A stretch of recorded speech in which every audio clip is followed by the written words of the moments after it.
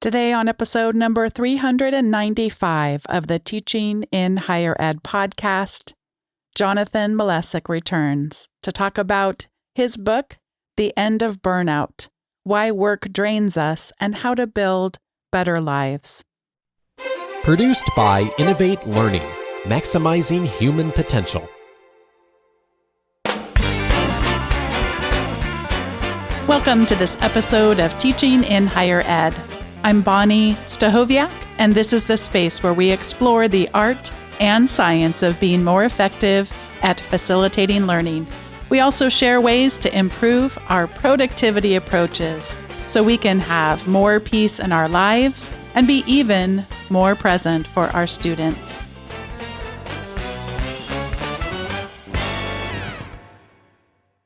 Jonathan Malesic is a writer and former tenured college professor, sushi chef, and parking lot attendant.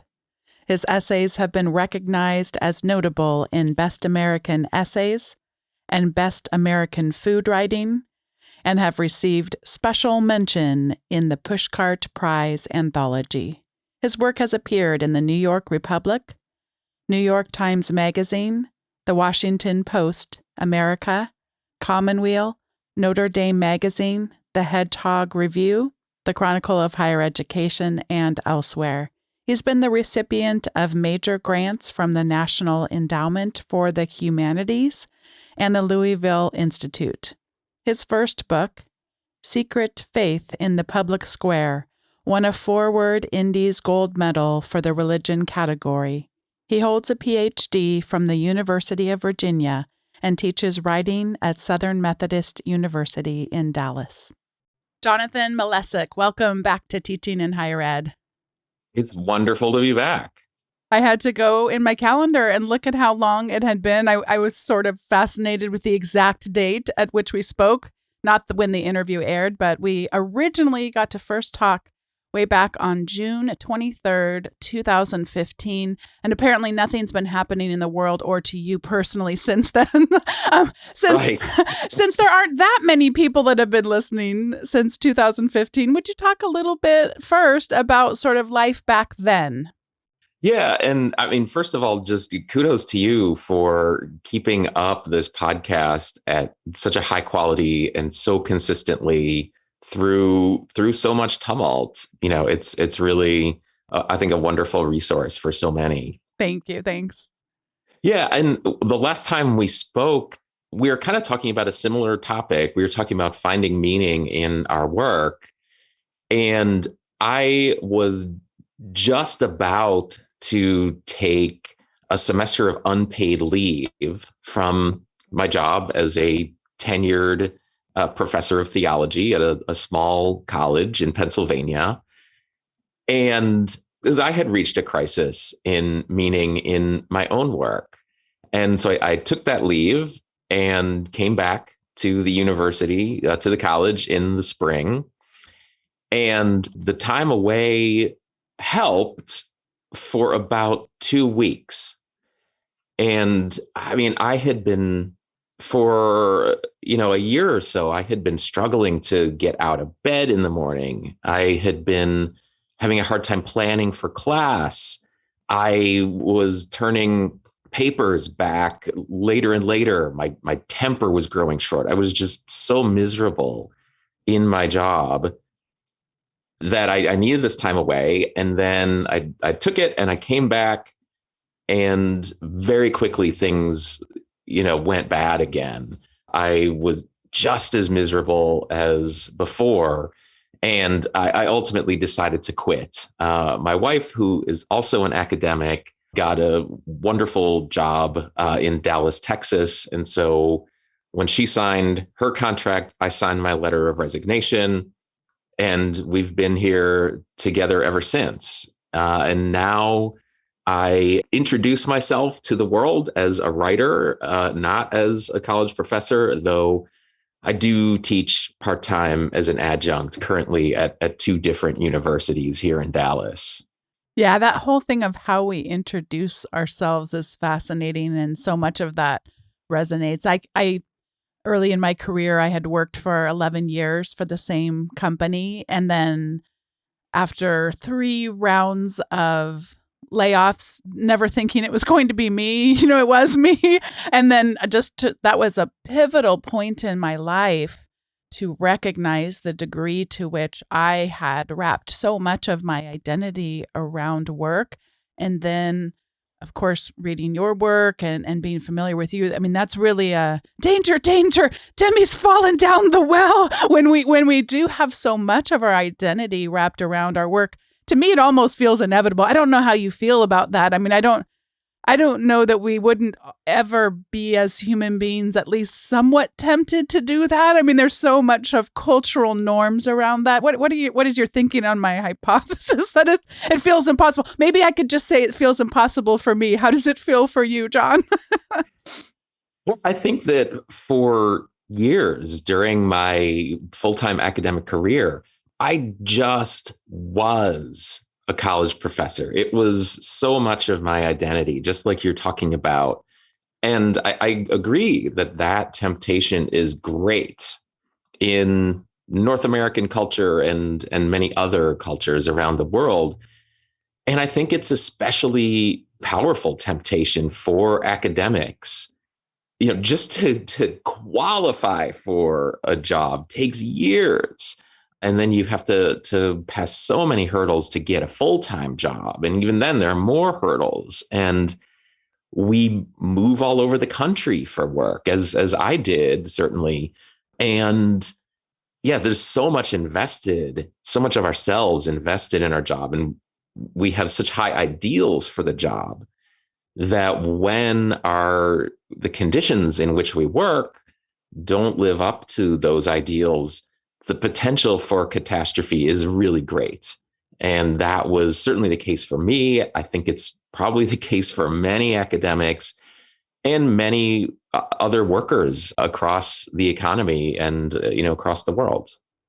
Like so many things that we talk about on the podcast, coming up with a shared definition for things can be such a challenge. And I know that that's been the case for burnout. Would you talk a little bit about why burnout is something hard for researchers to agree what it even means? Yeah, I mean, burnout it's both a term within psychological research and it's kind of a cultural keyword that we use to talk about our very troubled relationship with our jobs. And the interaction between the cultural definition and the scientific definition is often, very, very fraught. According to Christina Maslach, who is the leading researcher on burnout and has been so for almost the last 5 decades, her definition of burnout is it has 3 dimensions, which are measured according to an instrument called the Maslach Burnout Inventory. And the 3 dimensions of burnout are exhaustion, sometimes called emotional exhaustion, which I think is a feeling that many of us can relate to. We know what it feels like to be exhausted, though I would want to add that the kind of exhaustion that is characteristic of burnout doesn't always go away with rest. It's not like, the tiredness you feel at the end of the semester and then you return in January and are, ready to go again. It's the kind of exhaustion that I had where I took an entire semester off and was in no better position at the end of it. First, I mentioned exhaustion. Second is cynicism or depersonalization. And that's where you treat your students and colleagues as less than fully human. You kind of see them as problems more than as people. And finally, the third dimension, which is one that we talked about quite a bit, actually, 6 years ago, was a feeling of ineffectiveness, that sense that your work is just not accomplishing anything, that you're failing. So that sounds like a nice, precise definition, and it's a pretty good one. But even many researchers do not operationalize that definition in a consistent way. There was one meta-analysis of studies of burnout that I really love this study. I mean, it's a depressing conclusion, but the researchers looked at something like 180 studies of burnout and found 47 different ways of using the Maslach burnout inventory data to come to a really clear definition of burnout. And then you look in the wider culture, and there's even less agreement about what burnout is. We tend to speak of burnout very loosely. And this is one of the biggest problems, I think, with dealing with burnout in our workplaces is we don't have a good definition of it. Culturally, we can't agree. Unfortunately, even the researchers don't entirely agree. And one thing I hope that my book can do is give people within their workplaces a better and more precise definition of what burnout is, how it works, where it comes from, and how we can maybe overcome it. One aspect that you posit that may help us toward that end is to, rather than think about it as a state, you invite us to think about it as a spectrum. Could you talk some about why you think that's a more useful way to think about it? Right. Yeah, the common, like you say, the common understanding of burnout is like a burned out light bulb. Either it's working or it isn't. And it's just an on off, and it's easy to recognize when you're on and when you're off. But as Maslach and some other researchers are starting to see, there are a number of characteristic ways of being burned out. And Maslach sees 4 profiles, she calls them. And I should credit her main collaborator on this, Michael Leiter. Leiter and Maslach see 4 main profiles of the burnout experience. And you have like the kind of classic, the person who scores high on all 3 dimensions of the Maslach burnout inventory. But then there are also partial forms of burnout. Oh, and I should say that multiple studies suggest that at any given time, and this research was done before the pandemic, maybe if we repeated those studies now, things would look different. But at any given time, something like 5 to 10% of workers are in that classically burned out category. But then you have people who score really high on just 1 or 2 dimensions of the burnout inventory. And so there are people who score really high on exhaustion, and they're what I call overextended. You have people who score high on cynicism. I call them cynical. And then there are people who score high just on the feelings of ineffectiveness. And those are frustrated workers. And those categories, just off the top of my head, I can't remember what the percentages are of them, but they're perhaps 15 or 20% of workers fall into the frustrated category. So it's not as negative a condition as the classically burned out category, but it's still negative. And the data seems to suggest that around half of workers at any given time are somewhere on the burnout spectrum.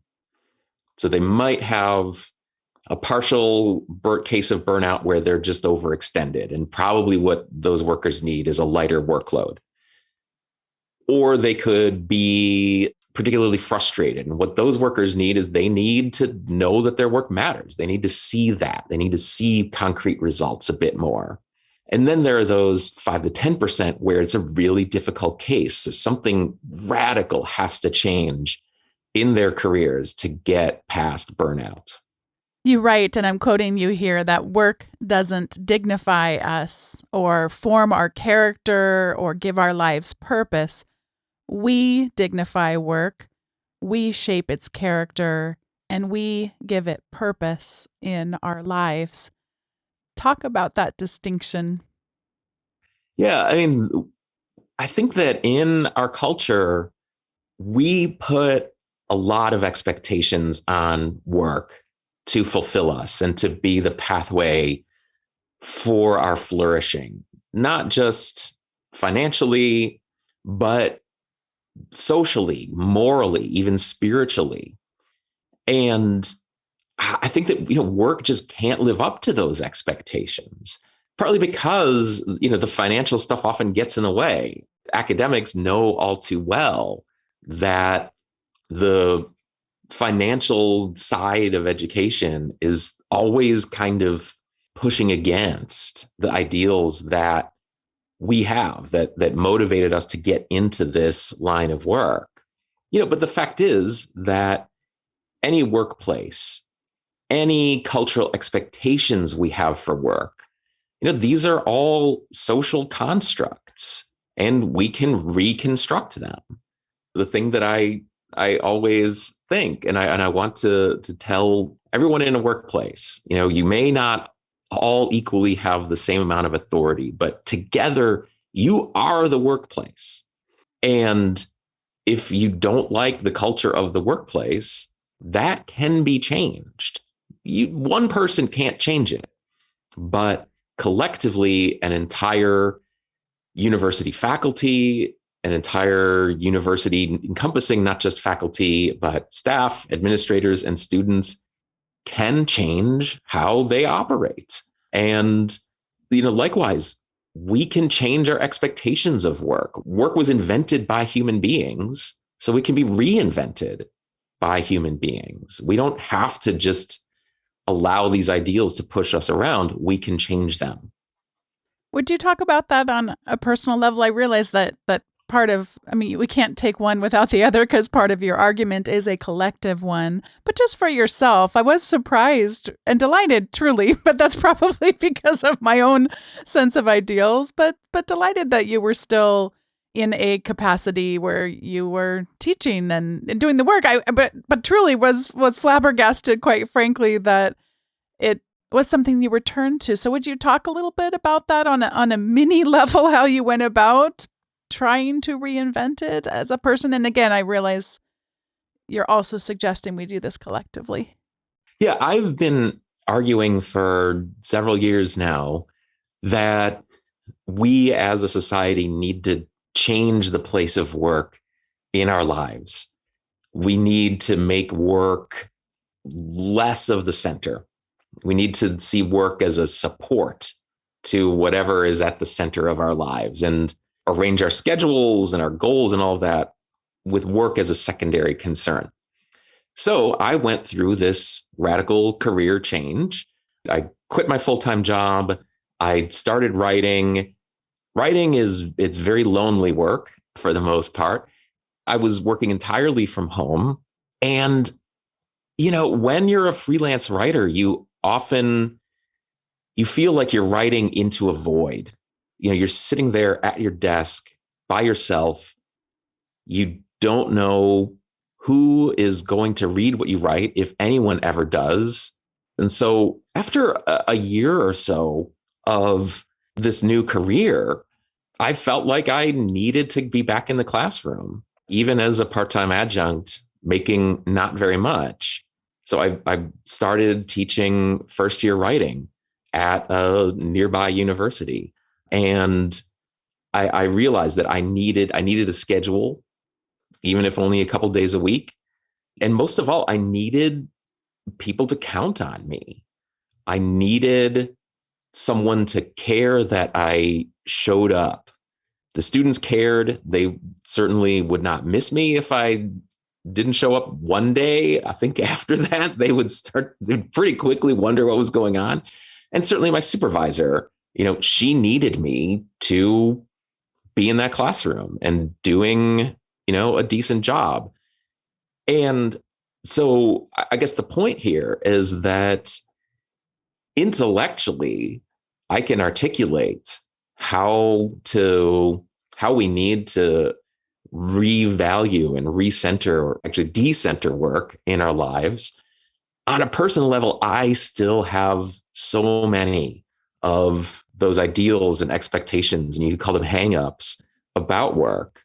I'm a little bit lost if I don't have at least a minimal schedule and at least a minimal sense that someone's relying on me to do a good job. The other thing that I wondered more about, you talk about it a bit, but I had curiosity that continued was, so one of the things you talk about is being frustrated when students would be distracted or wouldn't listen or those kinds of things, that was really hard. And I mean, it resonates so much because this is hard work. It's hard to prepare for a class and then, all of that. And I've been thankful that I've been able to see tiny glimpses that, gee, this actually isn't always about me. That, you get those stories where it's like, wow, they've got something. Well, of course they wouldn't, it would explain so much more of people's reactions to get these glimpses of their unique context. And I don't know if you had any thoughts around that, that maybe helped you take it a little bit less personally. I don't know if that, because again, it's not a book necessarily about that, but I was curious to see if your thoughts have evolved on that. Yeah, something that really fueled my cynicism in my full-time academic career was exactly what you're talking about, when students weren't into what I was teaching. And I reacted, I think, out of proportion to the actual, I don't know, quote unquote offense, right? I taught theology, and all the students at the college had to take 2 theology classes. None of them really wanted to.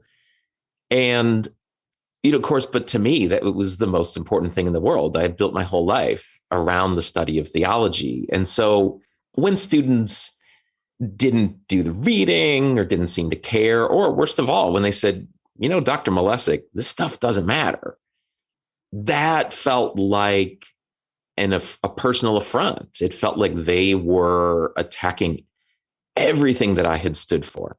And, first of all, students shouldn't say stuff like that. All right. Like, a little bit of this is on them.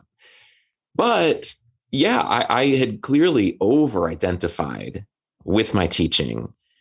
And in the last couple of years, now that I'm teaching part-time, and my job just isn't everything to me anymore. And I've gotten a little bit better at handling students' often very understandable reasons for not giving their all to my first year writing class, which again, everyone has to take. No one really wants to take. But, really in the last year or so during the pandemic, students, and I've talked about this with so many friends and colleagues, students are often really struggling. In my classes, attendance has been really low. Students are turning in work very late. And, by so many measures, they're not learning what their, students in previous semesters have. That's disappointing and it's sad, but yeah, I realize it's not about me.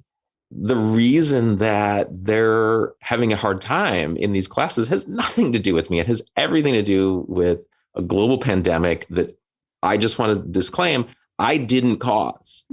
It's not my fault. If it were my fault, okay, then we can talk about this being personal, but I really am not to blame for the pandemic. And I wish the students were coming to class more. They're not, they can't. There's only so much I can do. And I'm okay with that.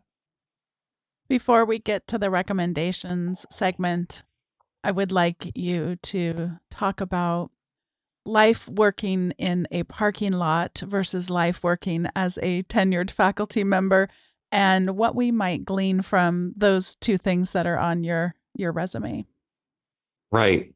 My postdoc was as a parking lot attendant, basically. So I had gotten my PhD, didn't get an academic job, and I worked as a parking lot attendant for a year.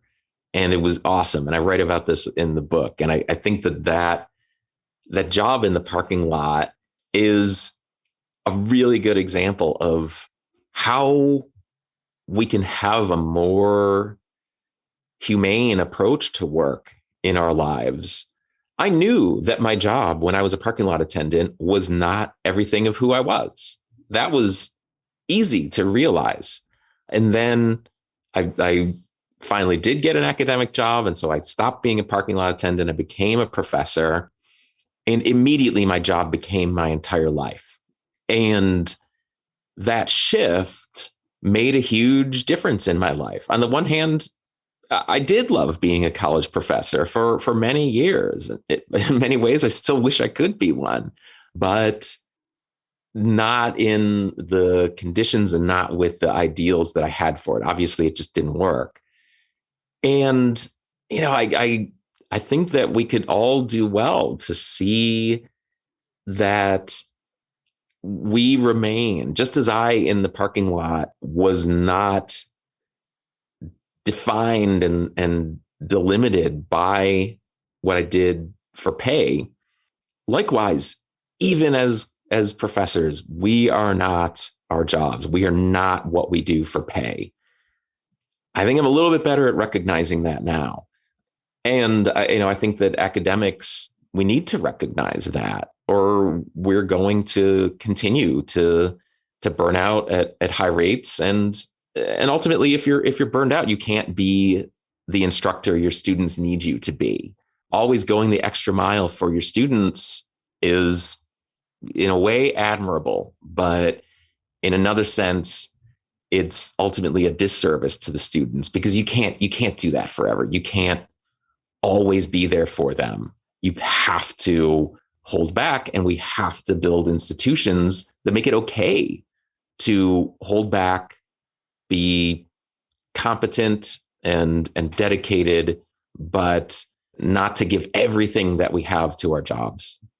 Since reading the book, I think I finished about 3 or 4 weeks ago. It's one of those things like you buy a new white car and then all you see on the freeway are white cars. So all I saw in recent weeks and remembered were quotes about burnout. And I just wanted to share a few with of them and get your quick 1 to 2 sentence take on them. So my husband Dave and I had a professor in our doctoral program who almost every class would say, if you love what you do, you'll never have to work a day in your life. What is your response to that guy plus about 50,000 other people who also say the same thing? What's your thought on that? Yeah, I mean, my thought is that everybody should read Miya Tokumitsu's book on exactly this question. I think that's mythology. I think that's not really true. Work is always work. And speaking of work always being work, I got to hear a panel that included Ruha Benjamin, and she said, anytime something is referred to as a calling, it is rife for exploitation. What are your thoughts on Ruha's quote there? Yeah, I think that's totally right. On the one hand, I still try to work from a sense of calling, but it's absolutely true. I mean, a calling just raises your ideals, and often employers allow those ideals to be substitutes for really just working conditions. And Kate Bowler, who I'll be talking about in just a moment, she said in a recent podcast episode, it was so good I had to pause the podcast and actually transcribe it. She said, our lives are always for something, even if the math isn't obvious to anyone else. Yeah, that's really beautiful. And our lives are for something, and we do have purpose, and pursuing that purpose can be a mystery, and we shouldn't look only in our work to find it. Yeah.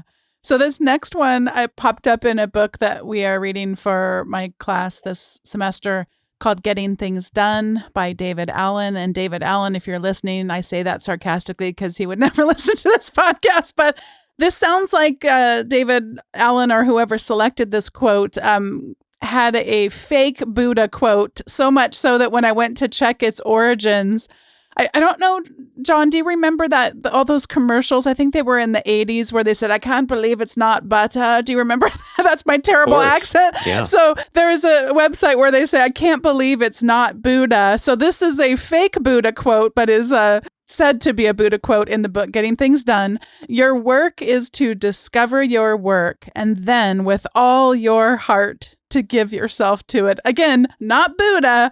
What's your response to not Buddha?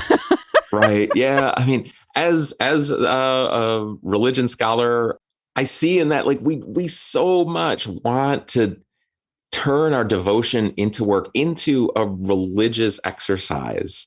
We're always wanting to sacralize our work, and no surprise that it's a fake Buddha quote. That doesn't sound like the Buddha to me. All right, this last one, I'm going to have you tell us who it is, because this person you would be able to say much, much better than I would. This is quoting someone that you're familiar with. You don't have to like it. That's why it's called work. Yeah, that's from George Malesic, my father, who unfortunately passed away a couple years ago. And I use that as the epigram to the book. And yeah, I mean, my dad was a devoted, 40-hour-a-week white collar worker. And he didn't teach me to do what I love. He had pretty clear boundaries around his work. And I, his youngest child, am the one who got these really weird ideas that my work should become my entire life. And so the last several years of my life have been a quest to kind of see the wisdom that he was sharing with me and my siblings all those years. Thank you for sharing about your dad.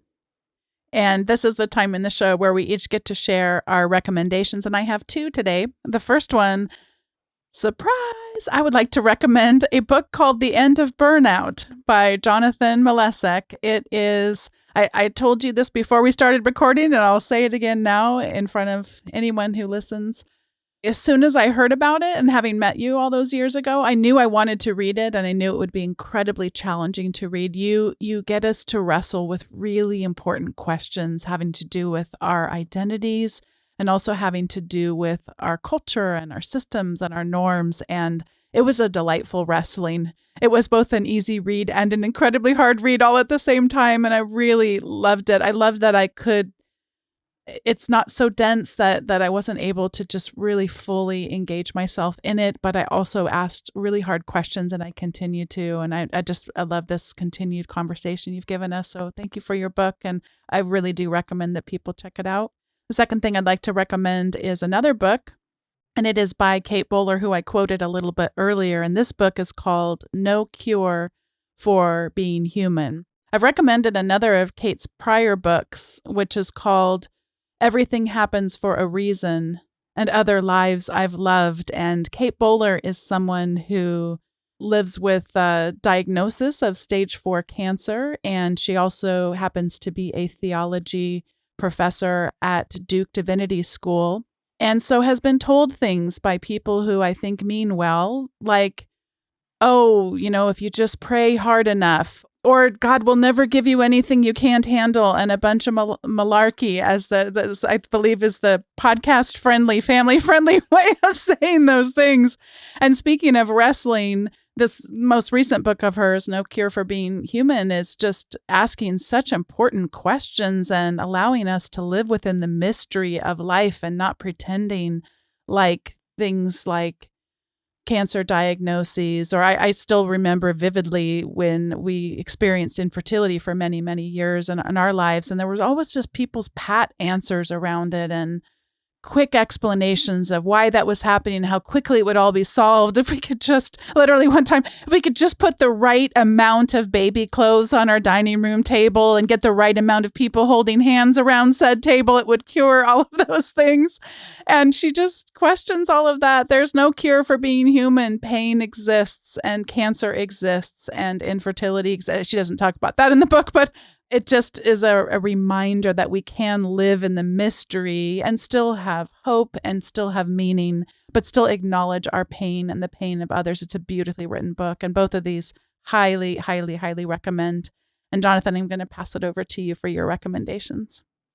Well, first of all, thank you so much for that endorsement, Bonnie. And it's a real honor, not just to have that, but also to have that, right next to Kate Bowler, who is a really brilliant writer and someone who is asking and addressing these really tough human issues. And, I've tried to do that in my own way with, the one specific issue of our relationship to work. My recommendation doesn't have anything to do with what we've been talking about. It's just a TV show, not even a new one, that I love and could be, worth a binge watch. It's Bored to Death. Came out about a decade ago. It stars Jason Schwartzman, Ted Danson, and Zach Galifianakis. Jason Schwartzman plays a struggling writer. Perhaps that's why I identify with it, who moonlights as a private detective. And he and his friends get into all these capers. And why do I love this show? Well, for one thing, it just has all these amazing actors in it. I mean, the guest appearances are by, Parker Posey is in one. Oliver Platt is plays a recurring character. Bebe Neuwirth plays Jason Schwartzman's editor. There are just so many wonderful surprises in this show. It's so charming, and it's funny, and it's a good satire. But it also has a great heart. It's one of the best depictions of male friendship that I think I've ever seen on television. So my recommendation, reruns of Bored to Death. It's currently on HBO. Oh, thank you so much. I have been doing decent. I mean, I'm not a over the top TV watcher, but I do enjoy the binge worthy ones to kind of get that as escapism. And I've kind of been looking for something because now that Ted Lasso is over, I've already recommended the most recent season. I don't know how much longer I have to wait until the next one, but this is great. Thank you so much. And John, thank you so much for coming back on Teaching in Higher Ed. And I subscribe to your newsletter. Actually, we should be sure and put the link to that in the show notes as well, because I always enjoy getting to read what's going on with you and being able to read more of your writing and just feel like a little bit of a conversation with you. So thank you so much for today and for all the other things that you do. Yeah, thank you so much for having me. It was really wonderful. Thank you once again to Jonathan Malesic for joining me for today's conversation on the end of burnout. And thanks to all of you for listening. If you've been listening to Teaching in Higher Ed for a while and have yet to sign up for the weekly review, you could be getting a weekly email with the show notes on episodes like today's, as well as some recommendations that don't show up in the show, quotable words, and other good stuff. So head on over to teachinginhighered.com/subscribe if you'd like to subscribe to that weekly update. And thank you so much for being a part of the Teaching in Higher Ed community. Have a great day, and I'll see you next time.